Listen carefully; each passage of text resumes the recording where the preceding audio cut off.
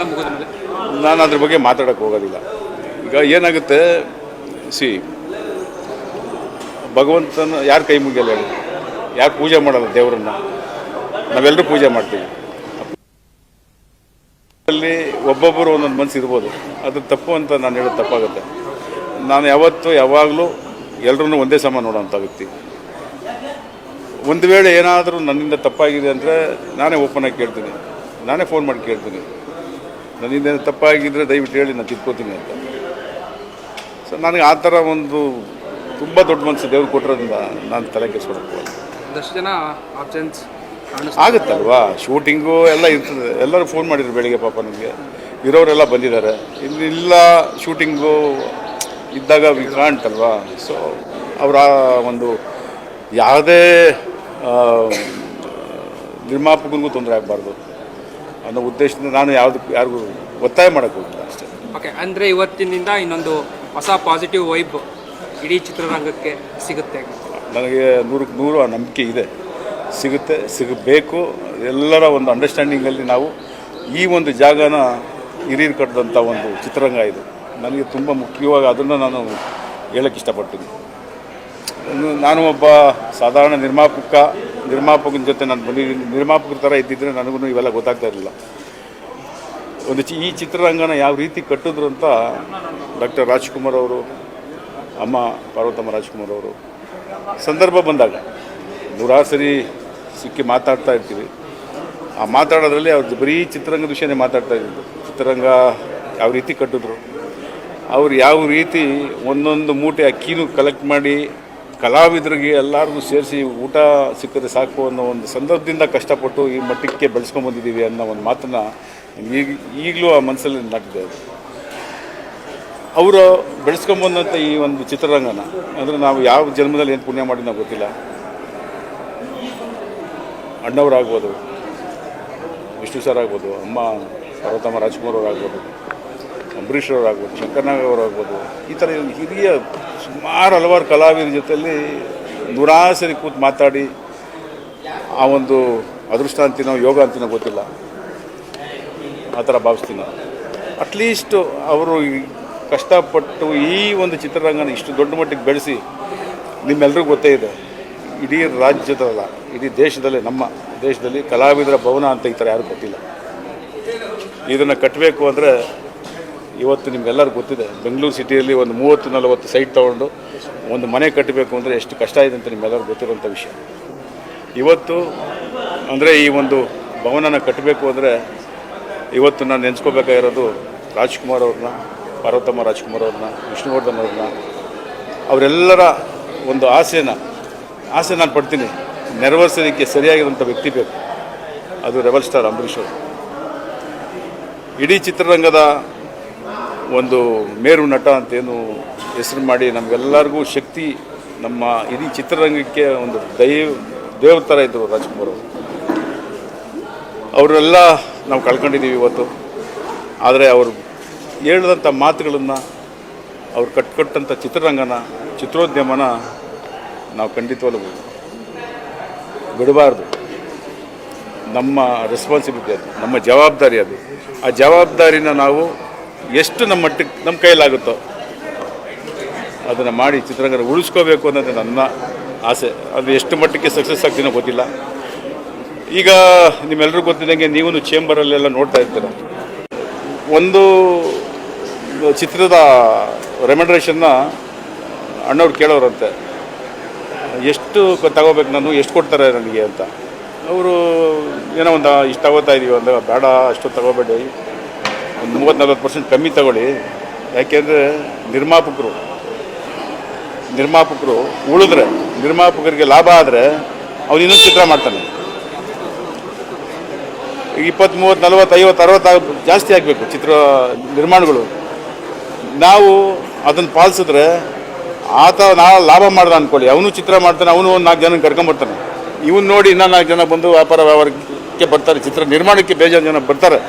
ಆ ಥರದ ಒಂದು ಕನಸು ಕಟ್ಟಬೇಕು ನಾವು ಅಂತೇಳಿ ಮಾಡಿದಾಗ, ಅದೇ ಥರನೇ ಇದು ಅಮ್ಮ ಹೇಳಿದ ಮಾತು ನನಗೆ, ಅದೇ ಥರನೇ ವಿಷ್ಣು ಸರ್ ಆಗ್ಬೋದು, ಅಂಬರೀಷ್ ಅವ್ರು ಆಗ್ಬೋದು, ಶಂಕರ್ನಾಗ್ ಆಗ್ಬೋದು, ಮಿಕ್ಕ ಸಂದರ್ಭದಲ್ಲಿದ್ದಂಥ ಪ್ರಭಾಕರ್ ಎಲ್ಲರೂ ಅದನ್ನು ಪಾಲಿಸ್ಕೊಂಬಂದರು.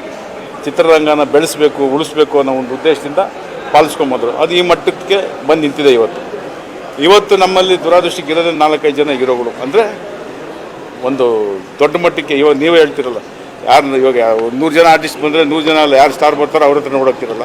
ಹಂಗೆ ನಾನು ಹೇಳೋದು, ತಪ್ಪು ತಿಳ್ಕೊಬೇಡಿ, ಇದನ್ನು ಹೇಳ್ತಾ ಇದ್ದೀನಿ ಅಂತ. ಇದೇ ಥರನೇ ಜನಗಳ ಮನಸ್ಸು. ಸೊ ಜನಗಳ ಮನಸ್ಸೇನಿದೆ, ಒಂದು ದೊಡ್ಡ ಸಿನಿಮಾ ಬರಬೇಕು, ಅದು ನೋಡಬೇಕು ಅಂತ ಆಸೆ ಪಡ್ತಾರೆ. ತಪ್ಪಲ್ಲ ಅದು. ಸೊ ಆ ಥರ ಚಿತ್ರಗಳು ಬರ್ತಾ ಇರೋದು ಕಮ್ಮಿ ಇವತ್ತು.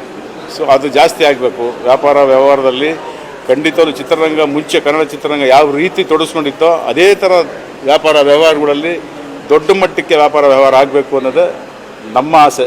ಅದು ನನ್ನ ಈಗ ಎಲ್ಲ 10 ವರ್ಷಕ್ಕೆ ಮುಂಚೆ 5 ವರ್ಷಕ್ಕೆ ಮುಂಚೆ ವ್ಯಾಪಾರ ವ್ಯವಹಾರ ಮಾಡಿರ್ತಾರೆ, ಚಿತ್ರ ಮಾಡಿರ್ತಾರೆ, ಅವರಿಗೆ ಅನುಭವ ಇರೋದಿಲ್ಲ. ನಾನು ಈಗ ತಾನೇ ಈ ವರ್ಷದಲ್ಲೇ 2 ಚಿತ್ರ ಮಾಡಿದ್ದೀನಿ. ಸೊ ಎಲ್ಲ ಒಳ್ಳೆಯದು ಕೆಟ್ಟದ್ದು ಎಲ್ಲ ನನಗೆ ಚೆನ್ನಾಗಿ ಗೊತ್ತಿರೋದ್ರಿಂದ ನಾನು ನಿಮ್ಮ ಮುಖಾಂತರ ಚಿತ್ರರಂಗಕ್ಕೆ ಮತ್ತು ಪ್ರೇಕ್ಷಕರಿಗೆ, ನಮ್ಮ ನಿರ್ಮಾಪಕರಿಗೆ ಎಲ್ಲರಿಗೂ ನಾನು ಅದನ್ನೇ ಹೇಳ್ತಾ ಇದ್ದೀನಿ. ದಯವಿಟ್ಟು ತುಂಬ ಕಷ್ಟಪಟ್ಟು ದುಡ್ಡನ್ನು ತಂದು ಸುರಿತಾ ಇದ್ದೀರಾ. ಒಂದು ಸರಿಗೆ 10 ಸರಿ ಯೋಚನೆ ಮಾಡಿ ನಿರ್ಮಾಣ ಮಾಡಬೇಕು. ಪ್ಲ್ಯಾನಿಂಗ್ ಇಲ್ಲದೆ ಮಾಡೋಕ್ಕೆ ಹೋಗಬೇಡಿ.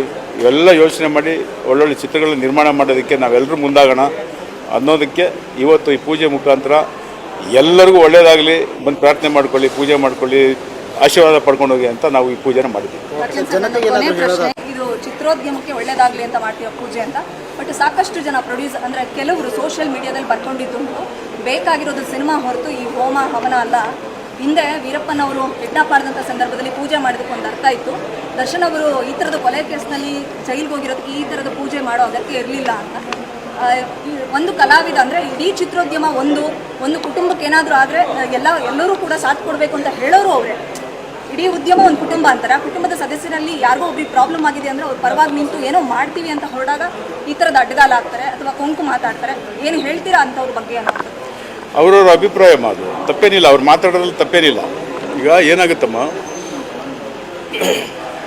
ನಾನು ಅದು ಮೊನ್ನೆ ಹೇಳಿದೆ, ನಾನು ದರ್ಶನ್ ಅವ್ರ ಮೇಲೆ ಪ್ರೀತಿ ವಿಶ್ವಾಸ ಇಲ್ಲ ಅಂತಿಲ್ಲ. ನಾನು ಒಬ್ಬ ನಮ್ಮ ಕನ್ನಡ ಚಿತ್ರರಂಗದ ಒಬ್ಬ ನಟನಾಗಿ, ಒಬ್ಬ ಚೆನ್ನಾಗಿ ಪರಿಚಯ ಇರೋವಂಥ ಒಬ್ಬ ವ್ಯಕ್ತಿಯಾಗಿ ನನಗೆಲ್ಲ, ಹಾಗಾಗಿ ನಾನು ಮೊನ್ನೆ ಹೇಳ್ದಾಗೆ ಅಂತ ನಾನು ಈ ಜಾಗನ ಬಳಸ್ಕೊಂಡು ದರ್ಶನ್ಗೋಸ್ಕರನೇ ಈ ಪೂಜೆ ಮಾಡ್ತಾಯಿದ್ದೀನಿ, ಪುಣ್ಯ ಏನೋ ಹೇಳ್ತಾರಲ್ಲ, ಅದು ಅವ್ರ ಅನಿಸಿಕೆ. ನನ್ನ ಅನಿಸಿಕೆ ನಾನು ಇಷ್ಟೊತ್ತಿನ ತಮ್ಮಲ್ಲಿ ಹಂಚ್ಕೊಂಡಿದ್ದೀನಿ. ಅವ್ರವ್ರ ಭಾವನೆ ಏನೇನಿದೆ ನಾವು ಯಾಕೆ ಅದ್ರ ಬಗ್ಗೆ 100 ಜನ 100 ಮಾತಾಡ್ತಾರೆ. ಅದ್ರಿಗೆಲ್ಲ ನಾನು ಮಾತಾಡೋಕ್ಕೂ ಹೋಗೋದಿಲ್ಲ. ಏನಾಗುತ್ತೆ, ಚಿತ್ರರಂಗದಲ್ಲಿ ಕಾರ್ಮಿಕರಿಗೆ ದುಡ್ಡು ಕೊಡ್ಬೋದಾಗಿತ್ತು, ಈ ಥರ ಪೂಜೆ ಮಾಡೋಬೋದು. ನಾವು ದುಡ್ಡು ಕೊಡೋದಕ್ಕೆ ಮಾಡ್ತಾ ಇರೋದು. ಇದು ಮಾತಾಡೋರು ಯಾರು ಒಬ್ಬೊಂದು ದಿನ ಬಂದು ಆ ಕಾರ್ಮಿಕರ ಬಗ್ಗೆ ಯೋಚನೆ ಮಾಡಿಲ್ಲ. ಮಾತಾಡಿದವರು, ಹೇಳಿಕೆ ಕೊಟ್ಟವರು ಸುಮಾರು ಜನ ಯಾರು ಬಂದು ಒಂದಿನ ಬಂದು ಅವ್ರನ್ನ ಯಾರು ಆಯ್ತಪ್ಪ, ಕೋವಿಡ್ ಟೈಮಲ್ಲಿ ಯಾರು ಬಂದು ನಿಂತ್ಕೊಂಡು ಮಾಡಿದ್ರು? ಇಲ್ಲಿ ಯಾರು ಮಾಡಿದ್ರು? ಅಂಬರೀಷ್ ಅವರು ಇಲ್ಲ ಅಂತ ನಾವೇನು, ಅಂಬರೀಷ್ ಅವರು ಪಾಲಿಸ್ಕೊಂಬಂದಿದ್ದು ನಾವು ಪಾಲಿಸ್ಕೊಬರ್ಬೇಕು. ಅಂಬರೀಷ್ ಅವರ ಈ ಸಂದರ್ಭದಲ್ಲಿ ಏನು ಮಾಡ್ತಾಯಿದ್ರು, ಅದರಲ್ಲಿ ಅಟ್ಲೀಸ್ಟ್ ನಾವು ಒಂದು ಪ್ರಯತ್ನ ಪಟ್ಟು ಏನು ಮಾಡಬೇಕು ಅಂತೇಳಿ ಮೇಡಮ್ ಅವ್ರನ್ನ ನಾವು ಮುಂದೆ ಕರೆಸಿ ಅವರು ಒಂದು ಸ್ಥಾನಮಾನ ಪಡೆದಿದ್ರಿಂದ ಸುಮಾರು ಜನ ರಾಜ್ಯದ ಮಂತ್ರಿಗಳಲ್ಲಿ ಎಲ್ಲರ ಹತ್ರ ರಿಕ್ವೆಸ್ಟ್ ಮಾಡಿ ಮೆಡಿಕಲ್ ಕಿಟ್ ಆಗ್ಬೋದು, ಫುಡ್ ಕಿಟ್ ಆಗ್ಬೋದು, ವ್ಯಾಕ್ಸಿನೇಷನ್ ಆಗ್ಬೋದು, ಸುಮಾರು ಇಲ್ಲಿ ನಿಂತ್ಕೊಂಡು ಎಷ್ಟು ಮಾಡಿದ್ರು ನಿಮಗೆ ಗೊತ್ತಿದೆ.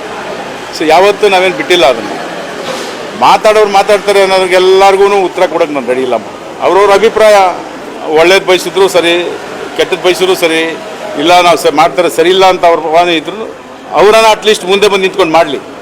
ಹಾಗಾದ್ರೂ ಈಗ ನನ್ನ ಅಭಿಪ್ರಾಯ ಅದೇ. ಈಗ ಅವ್ರ ಅಭಿಪ್ರಾಯನೂ ಬೇರೆ ಒಂದು ಅಂಗ ಅಂದರೆ ಮೀನ್ಸ್ ಒಂದು ಡಿಪಾರ್ಟ್ಮೆಂಟ್ಗೆ ಊಟ ತಿಂಡಿ ಕೊಡೋದು, ಅವ್ರಿಗೆ ಕಾರ್ಮಿಕರು ನೋಡ್ಕೋಬೋದಲ್ಲ ಅಂತ ಹೇಳ್ತಾರೆ. ಬಂದು ಮಾಡಲಿ, ಅವರು ಸಂತೋಷನೇ. ನಾವು ಅದ್ರ ಬಗ್ಗೆ ಏನೂ ಇಲ್ಲ. ನಮ್ಮ ಕಡೆಯಿಂದ ಏನಾದರೂ ಬೇಕು ಅಂದರೂ ನಾವು ಅದ್ರ ಜೊತೆ ಸೇರ್ಕೊಂಡು ಮಾಡ್ತೀವಿ.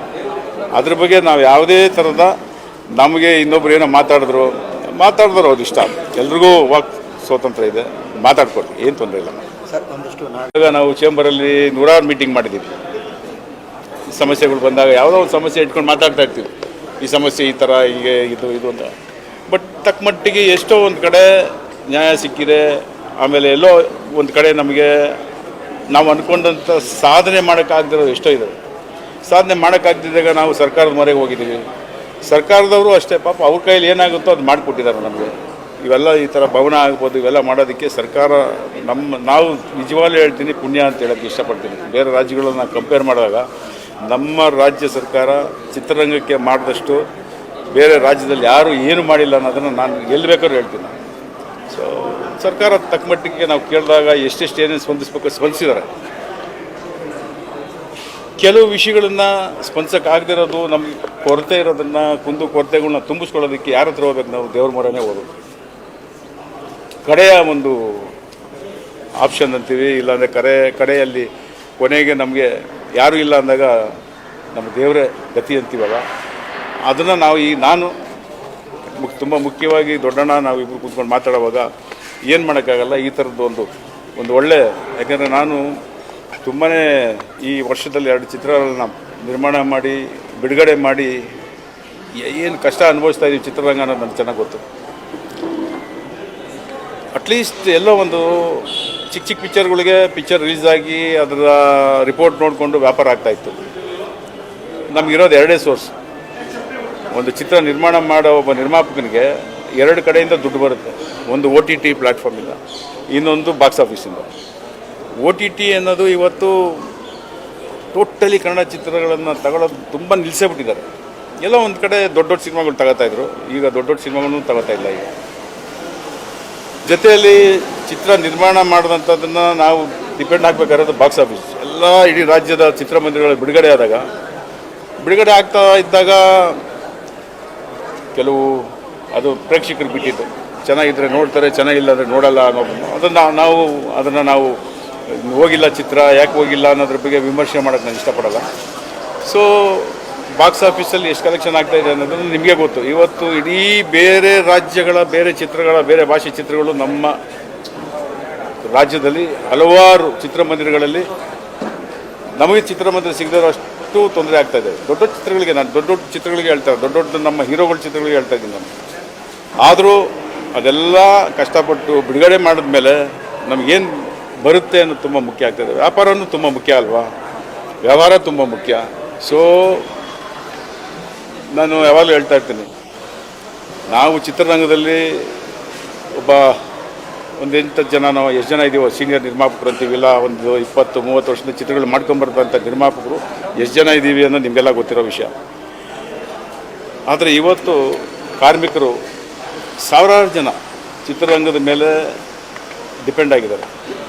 ದಿನನಿತ್ಯದ ಅವರ ಊಟ ತಿಂಡಿ ಚಿತ್ರರಂಗದಲ್ಲಿ ಕೆಲಸ ಮಾಡಿದ್ರೇ ಅವರಿಗೆ ದಿನನಿತ್ಯದ ಊಟ ತಿಂಡಿ ಆಗಬೇಕು, ಇಲ್ಲಾಂದರೆ ತುಂಬ ಕಷ್ಟ ಇದೆ. ಅಷ್ಟು ಚಿತ್ರಗಳು ಅಷ್ಟು ಜನಕ್ಕೆ ಊಟ ತಿಂಡಿ ಕೊಡಬೇಕಂದ್ರೆ ಚಿತ್ರ ನಿರ್ಮಾಣ ಆಗಬೇಕು. ಚಿತ್ರ ನಿರ್ಮಾಣ ಆಗಬೇಕು ಅಂದಾಗ ಏನಾಗುತ್ತೆ, ನಾವಿದ್ದೀವಲ್ಲ, ನಾವು 4-5 ಜನ 8 ಜನ ಇದ್ದೀವಲ್ಲ, ನಾವು ನಿರ್ಮಾಪಕರು 2 ವರ್ಷಕ್ಕೊಂದು ಸಿನಿಮಾನೋ 1 ವರ್ಷಕ್ಕೊಂದು ಸಿನಿಮಾನೋ 3 ವರ್ಷಕ್ಕೊಂದು ಸಿನಿಮಾನೋ ಮಾಡ್ತಾಯಿದ್ದೀವಿ. ಆದರೆ ಇಡೀ ದಿನ ಊಟ ಮಾಡ್ತಾ ಇರೋದು ಈ 250-300 ಜನ ಯಾವ ಹೊಸ ನಿರ್ಮಾಪಕರು ಬಂದಿದ್ದಾರೆ, ಆ ಹೊಸ ನಿರ್ಮಾಪಕರೇ ಇವತ್ತು ಚಿತ್ರರಂಗಕ್ಕೆ ಊಟ ಕೊಡ್ತಾ ಇರೋದು. ನಾವು 4-5 ಜನ ಏನಿದ್ದೀವಿ, ನಾವೆಲ್ಲ ವರ್ಷದಲ್ಲಿ 4-5 ಹಬ್ಬ ಇರುತ್ತೆ. ಆ 4-5 ಹಬ್ಬದ ದಿನ ನಾವು ಇದ್ದಂಗೆ, ಹಬ್ಬದ ಊಟ ಇದ್ದಂಗೆ ನಾವು ಅದೇ ದಿನ ಊಟ ಅವ್ರು ಕೊಡ್ತಾ ಇರೋದು. ಅವ್ರನ್ನ ಉಳಿಸ್ಕೊಳ್ಳೋದು ಹೆಂಗೆ ಅನ್ನೋದನ್ನು ನಾನು ತುಂಬ ಒತ್ತಾಯ ಮಾಡ್ತಾ ಇರ್ತೀನಿ ಚೇಂಬರಲ್ಲಿ. ಅವ್ರನ್ನ ಉಳಿಸ್ಕೋಬೇಕು ನಾವು. ಅವರೆಲ್ಲ ಯಾವ ಬ್ಯಾಕ್ ಡ್ರಾಪಲ್ಲಿ ಬಂದಿರ್ತಾರೆ, ಒಂದು ರಿಯಲ್ ಎಸ್ಟೇಟು ಇಲ್ಲಾಂದರೆ ರಾಜಕಾರಣದಿಂದ ಯಾವುದೋ ಒಂದೊಂದು ಫೀಲ್ಡಿಂದ ಬಂದು ಚಿತ್ರ ಮಾಡ್ತಾ ಇರ್ತಾರೆ, ಒಂದು ಪ್ಯಾಷನ್ ಇಟ್ಕೊಂಡು. ಅವ್ರನ್ನ ಆಚೆ ಹೋಗಿ ಬಿಡಬಾರ್ದು ನಾವು. ಅವ್ರು ಇನ್ನೊಂದು ಚಿತ್ರ ಮಾಡಬೇಕು, ಅವರಿಂದ ಇನ್ನಿಬ್ಬರು ಬಂದು ಚಿತ್ರ ಮಾಡಬೇಕು. ಇದನ್ನ ಅಮ್ಮ ಹೇಳ್ತಾ ಇದ್ರು ಅವಾಗ. ಪರ್ವತದಲ್ಲಿ ಇರಬೇಕು ಅನ್ನುವಂಥ ಸಲಹೆ ಕೂಡ ಸಿಕ್ಕಿದೆ ಅನ್ನುವಂಥದ್ದು. ಇದನ್ನು ನಾನು ಇವತ್ತು ಕೇಳಿಲ್ಲ. ಈ ಭಗವಂತ ಏನು ಇವತ್ತು ನಮಗೆ ಜ್ಞಾಪಿಸಿದ್ದು ಇವತ್ತು ಕಲ್ತಿದ್ದಲ್ಲ ಅದು. ನೀವು ಹೇಳಿದ್ರಲ್ಲ, ಅದೆಲ್ಲ ಇಡ್ತಾ ಇಲ್ಲ ಅಂದರೆ ನನಗೆ ಈ ಸ್ಥಾನಮಾನ ಸಿಗ್ತಾ ಇಲ್ಲ. ನಮ್ಮೆಲ್ಲರಿಗೂ ಅಷ್ಟೇ, ನನಗೇ ಅಲ್ಲ ಎಲ್ಲರಿಗೂ. ಅದೆಲ್ಲ ಹಿಡಿತದಲ್ಲಿ ಇರೋದ್ರಿಂದಲೇ ನಮಗೆ ಈ ಸ್ಥಾನಮಾನ ಭಗವಂತ ಕೊಟ್ಟಿರೋದು. ಅದನ್ನು ಹೆಚ್ಚಿಸ್ತಾನೆ ದೇವರು. ಇಲ್ಲಿವರೆಗೂ ನೀವು ಅದನ್ನು ಕಾಪಾಡ್ಕೊಂಡು ಬಂದಿದ್ದೀರ, ಮುಂದಕ್ಕೂ ಅದನ್ನು ಕಾಪಾಡ್ಕೊಂಡು ಹೋಗಿ. ಯಾವುದೇ ಥರದ ನಿಮಗೆ ಒಂದು ಸ್ಥಾನಮಾನ ಸಿಕ್ಕಿದೆ ಅಂತ ದುರಾಂಕಾರ ಪಡಬೇಡಿ, ಇಲ್ಲ ಇನ್ನೊಬ್ರಿಗೆ ಕೆಟ್ಟದ್ದು ಬಯಸಬೇಡಿ, ಇಲ್ಲ ಕೆಟ್ಟದ್ದು ಮಾಡೋಕ್ಕೆ ಹೋಗಬೇಡಿ ಅನ್ನೋ ಒಂದು ಸಿಗ್ನಲ್ ಭಗವಂತ ಕೊಡ್ತಾನೆ ಅಷ್ಟೇ. ನನ್ನ ಅಭಿಪ್ರಾಯ ಇದು. ಸೊ ಅದನ್ನು ನೀವು ಮಾತಾಡೋರು ಮಾತಾಡ್ತಾರೆ, ನಾವು ಅದನ್ನು ತಲೆ ಕೆಡಿಸ್ಕೊಳ್ಳಲ್ಲ. ಭಗವಂತ ಇವತ್ತೇನು ಆಶೀರ್ವಾದ ಮಾಡಿದ್ದಾನೆ ಇಡೀ ಎಲ್ಲರಿಗೂ, ಇಡೀ ಚಿತ್ರೋದ್ಯಮ ಒಳ್ಳೆಯದಾಗಲಿ ಅನ್ನೋ ನಾವು ಈ ಒಂದು ಪ್ರಯತ್ನದಲ್ಲಿ ನಾವೇನು ಪೂಜೆ ಮಾಡಿದ್ವಿ ಅದು ಫಲಿಸಿದೆ ಅಂತ ನನಗೆ ನಂಬಿಕೆ ಇದೆ. ಎಲ್ಲರೂ ಅದನ್ನು ಪಾಲಿಸ್ಕೊಂಡು ಹೋಗೋಣ ಅನ್ನೋದೇ ನನ್ನ ಅಭಿಪ್ರಾಯ. ಸರ್, ಕನ್ನಡ ಜನತೆಗೆ ಹೇಳೋದಾದ್ರೆ ಚಿತ್ರಮಂದಿರಕ್ಕೆ ಬನ್ನಿ ಅಂತ ಹೇಳೋದಾದ್ರೆ ಇದನ್ನು ನಾನು ಫಸ್ಟ್ ಸಿನಿಮಾ ಮಾಡಿದ್ಮೇಲೆ ಅವತ್ತಿಂದಲೂ ಹೇಳ್ತಾ ಇದ್ದೀನಿ, ಚಿತ್ರರಂಗನ ಉಳಿಸಿ ಜನ ಸಿನಿಮಾ ನೋಡೋರು ಕನ್ನಡ ಚಿತ್ರಗಳನ್ನ ಬಂದು ಥಿಯೇಟ್ರಲ್ಲೇ ಸಿನಿಮಾ ನೋಡಿ ಅಂತ ನಾನು ಸುಮಾರು ಹೇಳ್ತಾ ಇರ್ತೀವಿ. ಇವತ್ತಿಗೂ ಹೇಳ್ತೀನಿ, ಅವತ್ತಿಂದಲೂ ಹೇಳ್ಕೊಂಬಂದಿದ್ದೀನಿ. ನೀವೆಲ್ಲರೂ ಅದಕ್ಕೆ ಸ್ವಲ್ಪ ಕೈ ಜೋಡಿಸಿ ಅಂತ ಕೇಳ್ಕೊತೀನಿ ಅಷ್ಟೇ. Thank you. ಅದು ಪೂಜೆ ಎಲ್ಲ ಮುಗೀತು, ಹೇಗಿತ್ತು, ಹೇಗಾಯಿತು? ಅಂದ್ಕೊಂಡಾಗೆ ಪೂಜೆ ಕಾರ್ಯಕ್ರಮ ತುಂಬ ಚೆನ್ನಾಗಾಯಿತು, ಸಂತೋಷ ಆಯಿತು. ಒಳ್ಳೆ ಪೂಜೆ ಮಾಡಿಕೊಟ್ರು. ಅಂದ್ಕೊಂಡಾಗೆ ನಾವು ಆಸೆ ಪಟ್ಟಂಥ ಒಂದು ಚಿತ್ರರಂಗದ ಒಂದು ಎಲ್ಲರನ್ನೂ ಇಡೀ ಚಿತ್ರೋದ್ಯಮ ಭಾಗವಹಿಸಿದ್ದು ತುಂಬ ಸಂತೋಷ. ಒಂದಷ್ಟು ಸಲಹೆ ಸೂಚನೆಗಳು